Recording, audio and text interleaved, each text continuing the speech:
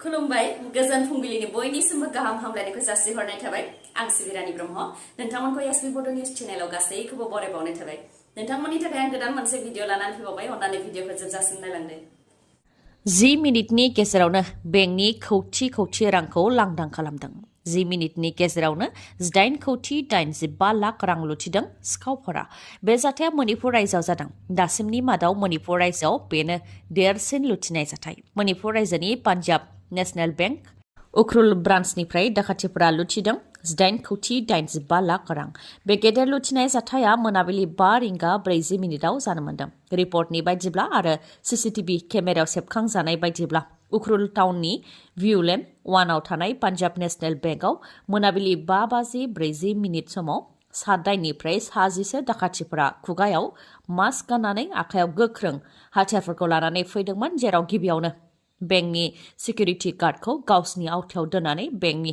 गासैबो स्टाफफोरखौ दुरुंजों आखाइ खानानै टयलेटआव फांथेनानै दोनदों बेनि उनाव बेंकआव थानाय गासैबो रांखौ दिहुननानै हरनो थाखाय बेंकनि मेनेजारखौ बिथोन होदों बे लेखायैनो पान्जाब नेशनेल बेंकआव थानाय गासै 8 कौटि 85 लाख रांखौ लुथिनानै लानानै थांदों दाखाथिफोरा आरो बे गासै जाथाया 10 मिनिटनि गेजेरावनो जाजोबनो मोन्दों एसेबां बुरजा रां लुथिनाय बेबायदि गोबां रां लुथिनाय जाथाया मणिपुर रायजोआव बेनो गिबि खेब होनानै फोरमायथिदों लुथिनाय जाथाय जाखांनायनि उनाव मणिपुर पुलिसआ जाथाय थिलियाव नुजाथिफैदों आरो दाखाथिफोरखौ सिनायनो नाजानायनि हाबाखौ मावनायजों लोगोसे दाखाथिफोरखौ हमनो थाखाय संदाननाय हाबाखौ मावदों गोजोनथाव खौरां दानिया आजिरा मोननाय साख्रियालफोराबो मोननो हासिगोन सोरखारनि बेसेन नाङै माइरंखौ आसाम सोरखारा लादों केबिनेटआव गोदान थांखि बेनि मादाव Assam food security rules 2022 rule 4 नि गेजेरजों बेसेन नाङै माइरं होनायखौ एमेन्डमेन्ट बा सोलाय-सोल' खालामदों बेनि गेजेरजों फेक्टरियाव खामानि मावग्राफोर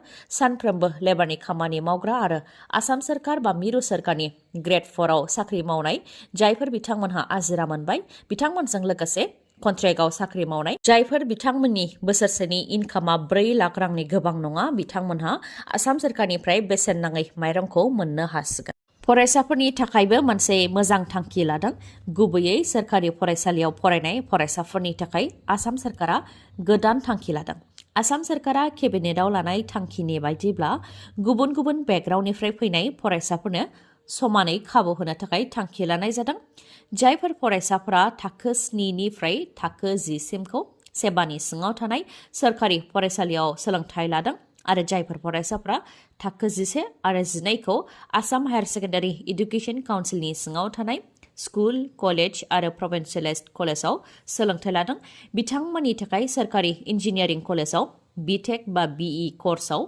5% मासि थिखानाय बा रिजार्भ खालामनाय जाबाय उत्तराखन्डनि उत्तरकाशीयाव गुदुं सिङाव नांथानानै थानाय रामप्रसाद नार्जारी आरो सन्जय बसुमतारी बिथांमोनहा सौफैबाय क'क्राझारनि रामफल बिलाव गावनि आंगो न'आव सौफैबाय रामप्रसाद नार्जारी आरो सन्जय बसुमतारी बिथांमोनहा गुदुं सिङावनो गोलाव सान 17 सान नांथानानै थानायनि उनाव थैनायनि खुगानिफ्राय जिउ रैखा मोनबोनाय रामप्रसाद नार्जारी आरो सन्जय बसुमतारी बिथांमोनखौ गाजा गोमजायै बरायदों नखरनिफ्रा गोदोनायाव आर'नाइ सोनानै आखायाव आलारि बाथि लानानै दुंब्रुदै बरायदों जेराव नखरनिफोरा गोमानाय रामप्रसाद नार्जारी आरो सन्जय बसुमतारीखौ मोनफिननायाव बांख्रबनानै मेगनाव खुसिनि मोदै फुगारदों फिसाजोआ बिफाखौ मोनफिननायनि खुसियाव बिसिया गोमानाय फिसायखौ मोनफिननायनि खुसियाव आरो बुरै बिमाया गावनि फिसाज्लाखौ मोनफिननायनि खुसियाव रंजाखांदों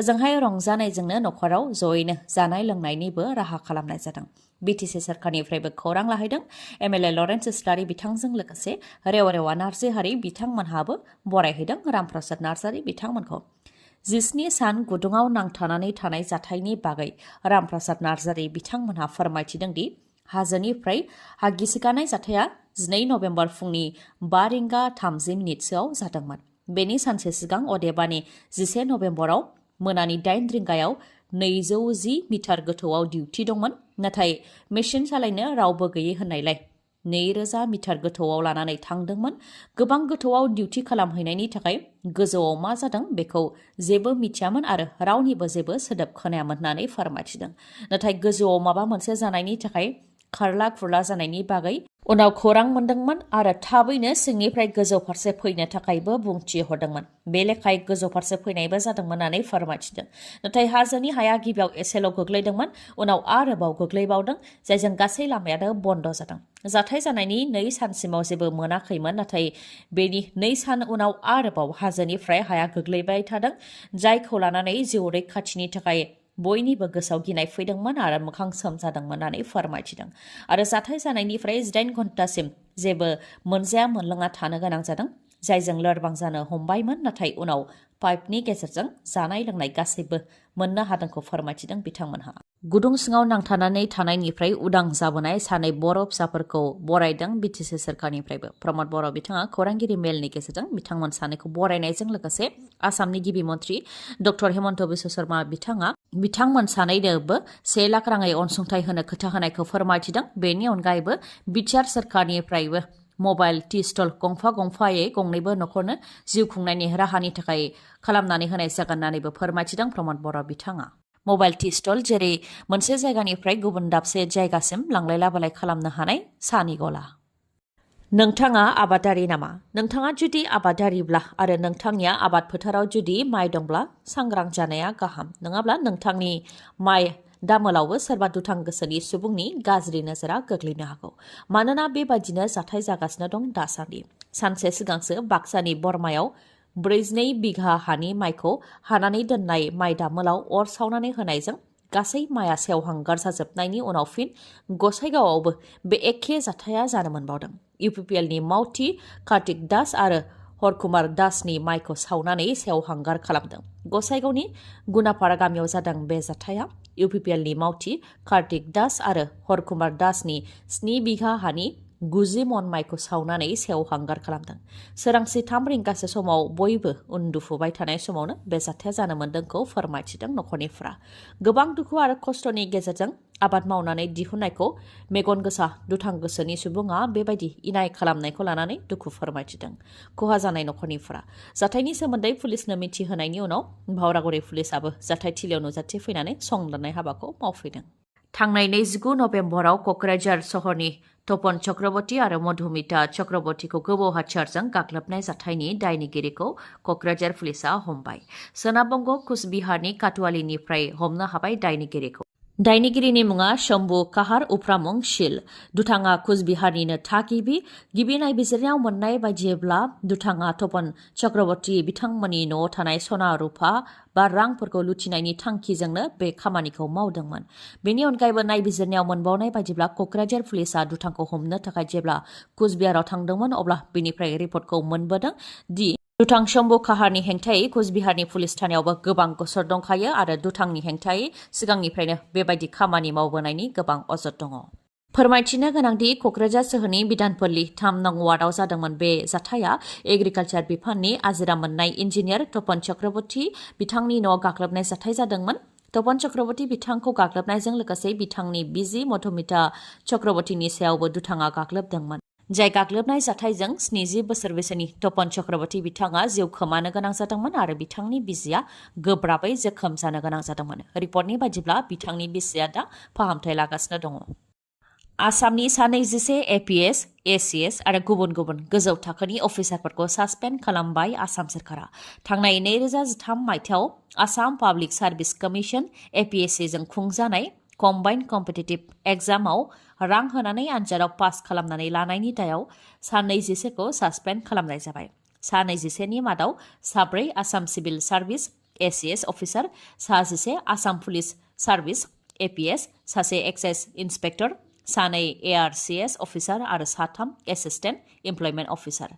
राकेश कुमार पलआ APSC नि चेयारमेन थानाय समाव खुंजानाय कम्बाइन्ड कम्पिटिटिभ आनजाद 2013 आव बेले बेजे जानायनि सायाव नायबिजिरनो थाखाय वान मेन इनकुवेरि कमिसन दानानै होनाय जादोंमोन, जेराव आजिरा मोननाय जास्टिस BK शर्मा बिथांनो नायबिजिरनो थाखाय बिबान होनाय जादोंमोन।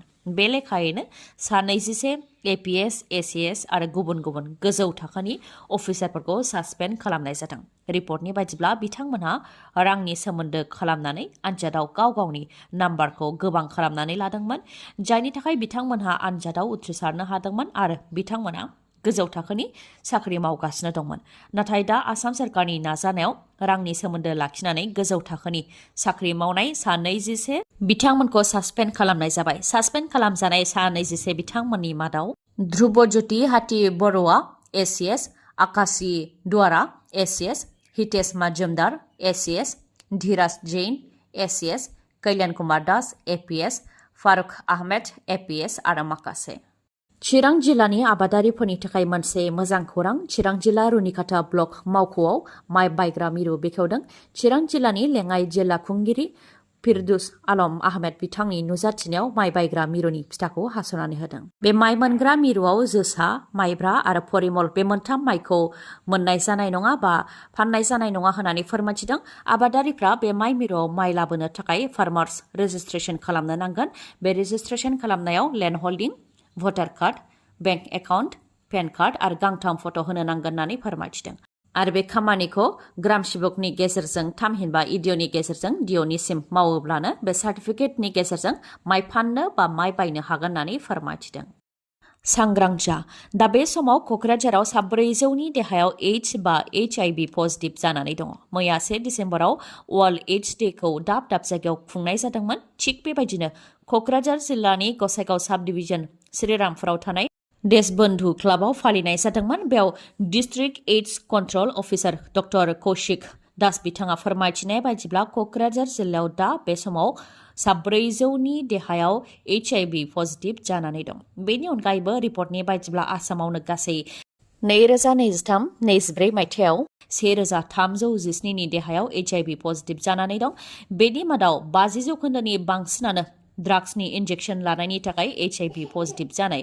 अदेबानि 669 सुबुंफोरानो ड्राग्सनि इन्जेक्सन लानायनि थाखाय HIV पजिटिभ जानो गोनां जादों। दिनैनि भिडिअआ एसेनोसै। गाबोन आरो गोदान भिडिअजों लोगो मोनफिनबावगोन। नोंथाङा दासिमबो आंनि चेनेलखौ साबस्क्राइब खालामाखैबा अन्नानै साबस्क्राइब खालामदो, लोगोसे लाइक, कमेन्ट आरो शेयार खालामनो दाबाव। गोजोन्थों।